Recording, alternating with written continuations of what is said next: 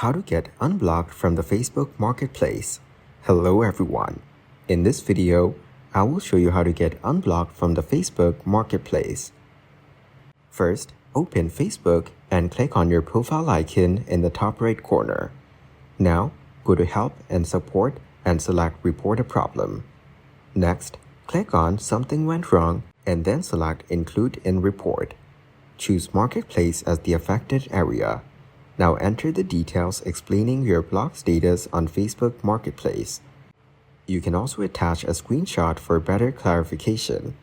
Finally, submit the report and wait for Facebook's response. Thank you guys for watching this video. Hope you got some value. Make sure to like the video and subscribe to the channel to get notified of new videos. See you in the next one.